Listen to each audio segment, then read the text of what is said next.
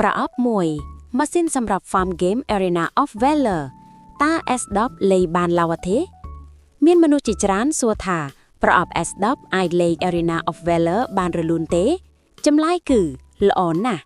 បច្ចុប្បន្នខ្ញុំកំពុងសាក់លបងលើ S10 ដោយផ្ទាល់ហើយការលេងហ្គេមរលូនណាស់អ្នកក៏អាចប្រើ keyboard និង mouse ដើម្បីបញ្ជាដែលធ្វើឲ្យការលេងងាយស្រួលជាងមុនផងដែរ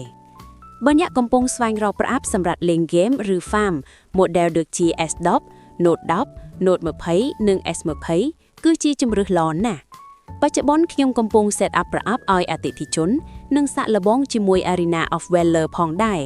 ប្រអប់មានទំហំតូចខ្លាំងគ្រាន់តែធំជាងទូរស័ព្ទបន្តិចប៉ុណ្ណោះព្រោះមាន fan ត្រជាក់ធំមួយជួយបន្ថយកម្ដៅ mainboard នៅពេលប្រើរយៈពេលយូរប្រអប់គាំទ្រពេញលេញច្រក HDMI សម្រាប់បង្ហាញអេក្រង់ច្រក USB សម្រាប់ភ្ជាប់ keyboard និង mouse អាចប្រើ keyboard និង mouse wireless បាន